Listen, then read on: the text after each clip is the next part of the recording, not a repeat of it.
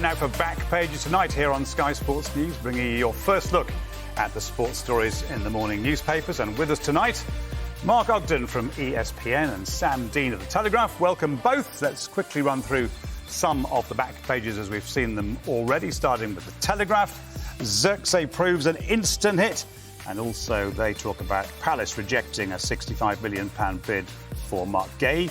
The Times, instant impact. Also, Moresco, no top four demands is the story from Chelsea. And the Mirror,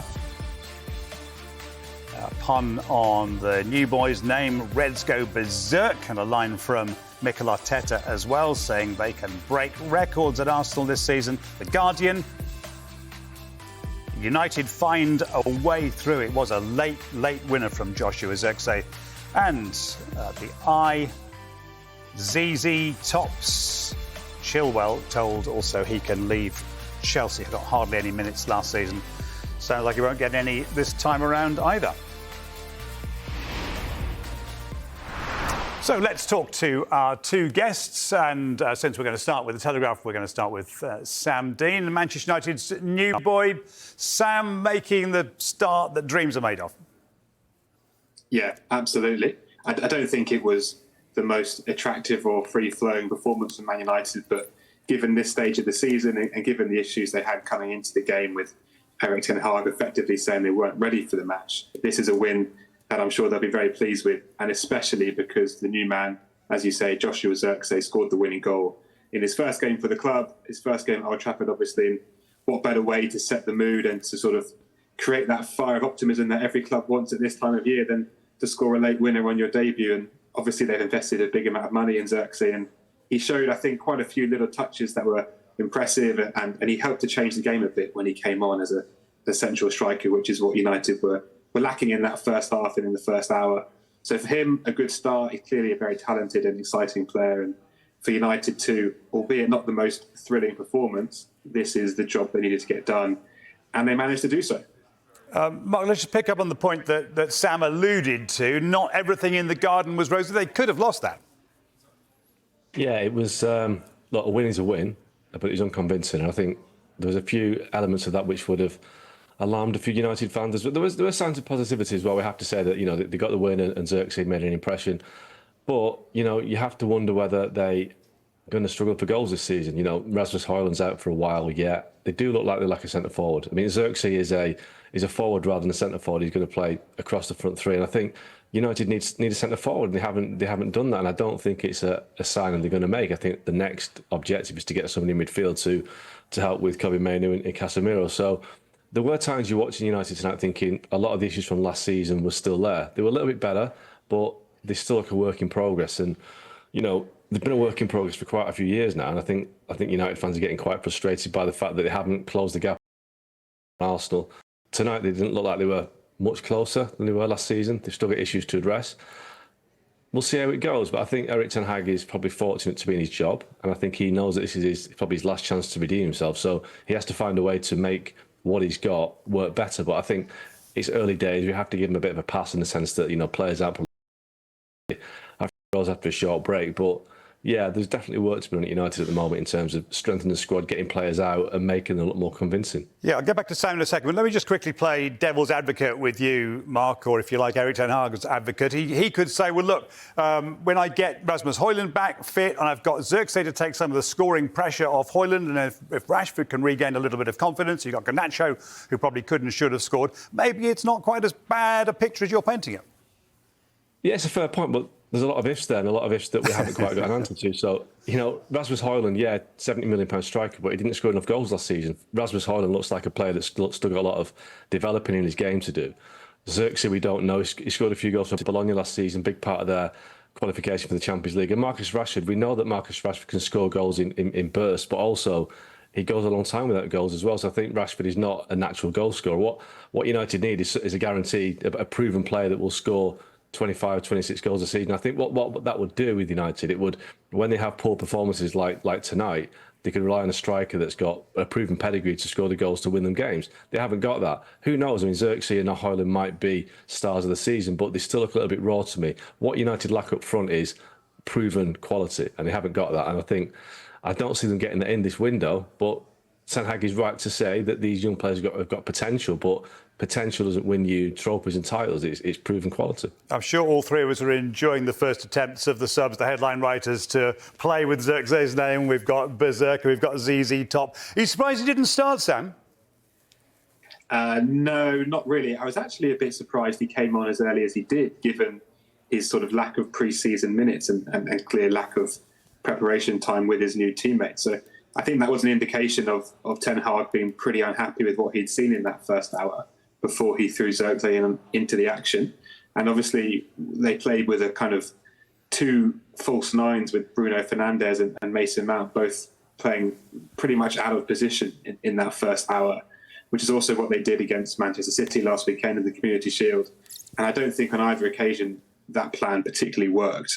So on that front, I would definitely agree with Mark when he says a top forward is required. And the question is, and whether people do agree with Mark or not, is whether Højlund or Zirkzee can be that forward. And I remember looking at Zirkzee last year. There was a time in January when Arsenal were looking at him and calling a few people and speaking to him, and he was seen as a very exciting talent. And he was someone who, in his younger years, was seen as a real prodigy, and then he faded a bit, and then he's come back and had a great year at Bologna, and now obviously moved to one of the biggest clubs in the world. For him, it's a great start. For United, I think they need that reference point up front, and the first hour today really demonstrated that too. So, yeah, I do agree with Mark that there were still lots of reasons to be concerned, and I guess one of them is the fact that Fulham had quite a few chances, and even that chance in the second half when Andreas Pereira went through, and it didn't lead to a shot on goal or a one-on-one for Alex Iwobi, but it could have very much changed the game and taken it out of Man United's hands. So, as Mark says, plenty to work on, but equally, at this point of the season, after a slightly strange pre-season with a lot of injuries and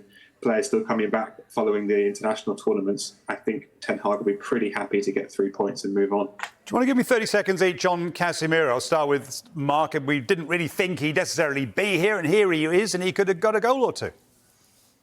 Yeah, we all thought that Casemiro might be one of those players that moved to Saudi Arabia this summer, but the money hasn't been put up by the Saudis. I think it's been a bit quieter market. So Casemiro looked like he was on his last legs at the end of last season. I thought it was going to be a struggle to get him back this season, and he still might be phased out. If United can get a deal done for Manuel Ugarte at PSG, he might be phased out quicker than we think. But I don't think Casemiro's got the mobility or the energy to last a full Premier League season. I think that's the reality. And but he's a good experienced player to have alongside Kobbie Mainoo at times, but he can't cover the pitch. And I think last 20 minutes of the game today, I think we saw both Mainoo and Casemiro run out of steam a little bit, and United were wide open. They need somebody younger and fitter to do that job. But if he stays in the squad, then he's going to cost them a lot of money in terms of wages. But he's still an experienced player. But I don't think he can be the guy for the rest of the season. I just think he's got too many miles on the clock. Sam? Largely agree. Although I was actually a bit surprised and impressed by the level of energy he showed in the first 45, 50, 60 minutes.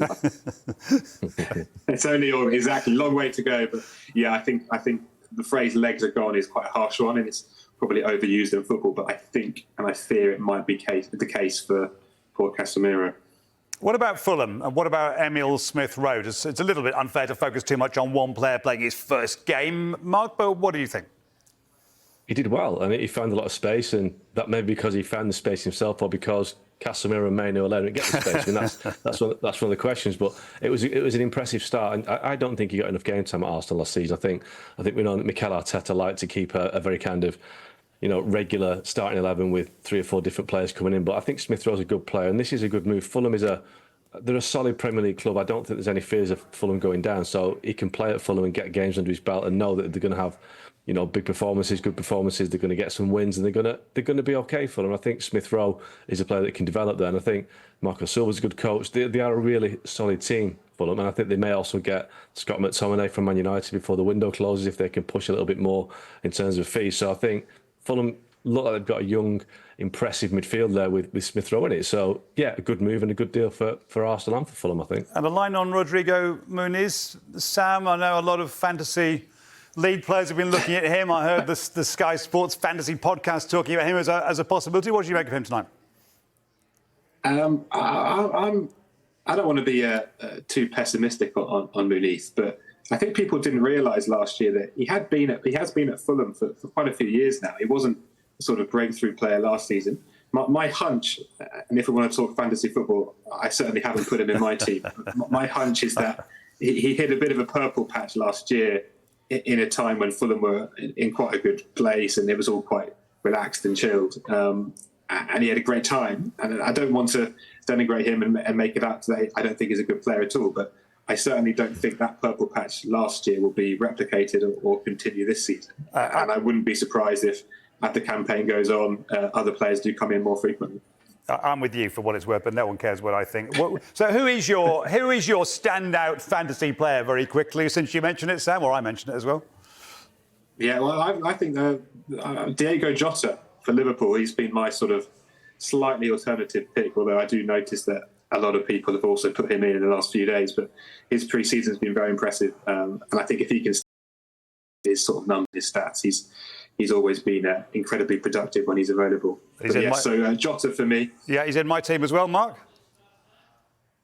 Yeah, I mean, you put me on the spot a bit here. It's probably not my thing, fantasy football, but I would definitely say I'd say Garnacho, because Garnacho, he came on today, made a big impact. He scores goals, he creates chances, and I think this year, he's shown a bit of maturity as well in the last 6 months, Alexandro Garnacho. So I think he's a guy that will score goals, create chances. So I think if you're picking a fantasy player, go for Garnacho. Fair enough. Right, I'm going to put you on the spot again. 10 seconds each. Where are United going to finish in the league this season, Sam? 6th. They're not good enough for top 4, and I don't think they're good enough for top 5. Mark? So that's 6. Great logic. We followed you there. Go on, Mark. I'm going to say top 4. I think United could finish 4th. I think this season's a bit up in the air with a lot of teams because of extra European competition, a lot of squad changes this summer. So I'm going to say 4th for United. OK, thank you both. Stay with us. Lots more to come. When we come back, we'll look at more of the back pages, including this in the Telegraph from our man, Jamie Carragher. He says it's not impossible to follow Jurgen Klopp.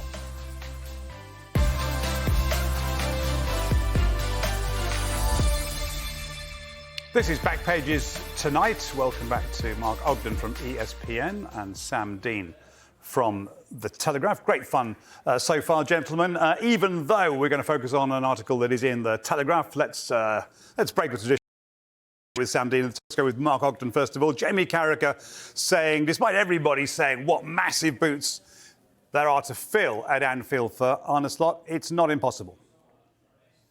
Well, it's not impossible, but it's almost impossible. I mean, Jurgen Klopp basically transformed Liverpool back to the club that we remember from the 70s and 80s, this dominant club that was challenging for all the big trophies. They weren't. Klopp made them that. Not only did he do that, he had this incredible bond with the supporters, with the players. I wouldn't want to be following Jurgen Klopp, but, you know, Arne Slot has obviously got the belief that he can do it. It's coming from the Dutch League, which we've seen in the past that managers come from the Netherlands don't quite cut it in the Premier League. So he's got a lot of pressure on his shoulders. And he's also got to show that he's got the personality and the ability to make things happen on the pitch that Klopp had. So it's not impossible, but it's very close. And I think having not signed a player this summer as well, that doesn't help. I think, you know, always, you know, managers need to strengthen a squad in the summer just to put their own kind of fingerprints on it. And in a little bit, it does remind me a little bit of David Moyes' summer at Man United when Sir Alex Ferguson left, Moyes came in, they really struggled to get players in. And Moyes was on the back foot right from the outset. Now, I think this Liverpool squad is better than what David Moyes inherited, even though Liverpool didn't win the league as United did that time. But it's going to be really tough for Arne Slot. He has to start well, because if he doesn't start well, people like us are going to say, well, Klopp would have done this, Klopp would have done that. Why aren't the players playing for this? So it's going to be tough, but he has to get a win, and it's a tough start at Ipswich on Saturday. I think the point that Jamie is making, Sam, is that unlike, say, the time when Roy Evans left or Gerard Houllier left, Graham Souness going back before that, he at least joins a club that doesn't need a new project, to use the word that they didn't use then, but everybody uses now. Yeah, absolutely right. That's the thrust of Jamie's piece, that during his time as a Liverpool player, every managerial change happened because effectively the team was struggling and it needed to be rebuilt and restructured, and new players had to come in and some players had to go. And as we've seen this summer with the fact that Liverpool have done no business, as Mark says, and obviously they would like to do some still, but it's not been a summer of big turnover and big transition because the foundations are in there. And I think Klopp himself said that quite frequently last season, that he was sort of handing over this team or this squad that was in quite a good position. It's almost as if they're trying to play more regularly. So like Liverpool are in a good shape if you look at the squad on paper, and it's in that sense, a slot would have felt, say, for example, Liverpool had spiralled off the rails and finished ninth last season and had loads of players angling to leave. But the point that Mark makes that I do agree with is that this also brings with it its own pressure. And the comparison to Moyes and Ferguson, I think, is a very good one, because Moyes took over a team that wasn't, at the time, in any sort of disarray or disrepair, and obviously struggled to maintain what had been done before. So that's perhaps the concern for Liverpool, the sort of precedent set in that particular scenario. But the fact is, Slot has got a good team, and a team that has been playing well together for some time. He doesn't need to tweak everything all at once or to totally transform the system. And I think he obviously will impose his own style of play, but the old muscle memory from Klopp's system, that's still okay for now. There can be a gradual phasing out of that and a gradual phasing in of the new play without it being a complete sense of turbulence and turmoil that you would normally get at a managerial change. And we'll all know a whole lot more in a few weeks. We'll know a bit more tomorrow. Let's talk about Enzo Moresco, Mark, the new Chelsea boss, who is going to listen to offers for Ben Chilwell before the deadline. The Eye have picked up on this amongst other papers. Chilwell told he can leave Chelsea. I need to make a decision, and probably it's better to leave and go and get minutes, is what Moresco said. The transfer window is open, so we'll see what happens. He seems like far too good a player, useful to somebody, to sit on the bench or not even on the bench at Chelsea. Yeah, and I think the interesting element to this is whether Enzo Moresco's made the decision or whether the decision has been made for him by the people who decide transfers at Chelsea, because, you know, there's a few players at Chelsea, as we know. Conor Gallagher isn't training with the first team right now. He's been told he can go. Has Moresco made that decision, or has that been made by the club? So the one thing that I'd be concerned about if I was a Chelsea fan, and I know there's a little bit of kind of unrest at Chelsea at the moment in terms of how the summer's going, is that Moresco doesn't seem to be the strong personality of a manager they've had in the past. A Mourinho, a Tuchel, an Ancelotti, very much seems like head coach. And is he just there to basically coach the team and let the people upstairs bring the players and move the players out? He said today that he doesn't think he's under pressure to deliver top four. Well, he is. Absolutely he is, because they only finished 5 points off top four last season, Chelsea. So they're not, you know, also runs. This is Chelsea. They're 2 times Champions League winners, Premier League champions countlessly under various different managers. So if he doesn't think they have to get in the top four, I think that's kind of alarmingly naive by Moresco. I think that's the basics for any Chelsea manager. You know, this regime, the last regime, whoever. So Moresco needs to kind of, I think he needs to live up to the billing of a Chelsea manager a little bit more to convince the fans that he can be the guy that finally gets the club back on an even keel. But I'm not sure he's saying the right things at the moment. I think, you know, Sunday's going to be interesting. Man City at home, very tough start. Let's see how the fans react if it doesn't go well. I was just thinking about what do the fans think. I mean, he may think there's no top four demand on him, Sam Dean, but the fans must think, you know, we are a club that should be in the top four. Well, absolutely. And I think the fans generally are largely unconvinced by everything Chelsea have done over the past 2 years, let alone what Moresco is trying to do now. It's too early to make judgments on that. But just on Chilwell, I can't shake the feeling that the new owners at Chelsea are effectively trying to scrub away any element of the club that wasn't there before then, or that existed before they arrived. And Conor Gallagher, for example, Trevor Chalobah, their academy graduates have been there for a long time and they're being pushed towards the exit door. And now Ben Chilwell, who isn't an academy graduate but was a key player for Chelsea before the ownership came in post Roman Abramovich, and he's going to get pushed out the door as well, it seems. And there's a great piece in, if you don't forgive me, again, piece in tomorrow's paper by my colleague Sam Wallace, looking at the scale of the turnover at Chelsea. And I think we all know about the players and the squad changes, but he also mentions the backroom staff, every department of the club, communications department, finance department, marketing, media. It's all been transformed since the Begdad Bali and Todd Bowley regime started. And it looks to me like they've decided Ben Chilwell's on too big a contract compared to the other younger players they brought in, and they want him to go. And part of me, as a football fan, kind of hopes that Chilwell says, no, I'm on a contract and I'm going to play for my place here, and if I don't play, then that's on you. Yeah, it is a good piece from Sam Wallace. Purge of the Roman Empire is the headline on the front of the Telegraph about that. The Mirror is amongst those who have been trying out the new puns on Manchester United's match winner Joshua Zirkzee. Reds go berserk, probably works better than some of the other ones we've seen so far. But they also talk about Mikel Arteta on the right-hand side there saying we can break records and break Manchester City. Do you think they can, Mark Ogden? I think they can, yeah, absolutely. I think Arsenal have gone close the last 2 years, and obviously there may be a psychological barrier to get over in terms of overcoming City and winning the league, but they've gone so close in the last couple of years. I think in most seasons in the Premier League they would have won it. So Arsenal are there, they're knocking on the door, and City have got obviously a big season off the pitch in terms of what happens with their Premier League investigation. So I think Arsenal can take advantage of that, and definitely they are the best challengers for City. And I think Arsenal can go all the way this year. Sam, what do you think, Arsenal or City? Yeah, I think Arsenal. I think if you look at the progress they've made under each year with Arteta, they've got better and better. And also, even if they don't sign anyone else, and I think they will sign someone else, but even if they don't, you would look at that team on paper and think William Saliba, Martin Odegaard, Bukayo Saka, Kai Havertz, they're all going to get better just because they're coming into their primes and their peaks. These are still young players. And there was a nice line today at the press conference with Arteta. I went to that today at their training ground, and he said that the team and the club and the ownership went out for a big team dinner on the final day of last season after they'd failed to win the league and Man City had won it. And they all went out, and Arteta effectively said that the players were queuing up to come to him and say, next year we're going to do it. Next year we're going to do it. So Arsenal's title charge effectively started within hours of last season ending. And I think the feeling at the club is there's a togetherness and a unity there, and a real sense that they're building towards something. And for me, if you look at Man City, it seems like that cycle's coming towards an end, and the Arsenal one's now coming into its peak. So you're saying City second to Arsenal, are you, Sam?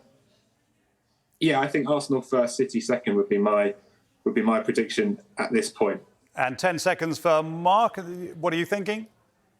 Yeah, I think the same. I think this is the year that Arsenal can do it. I think winning 5 in a row is a big task even for Man City, so yeah. Arsenal for the title. Gentlemen, been a pleasure having you on. Thanks very much indeed. A lot of fun. Mark Ogden and Sam Dean with us on Back Pages tonight.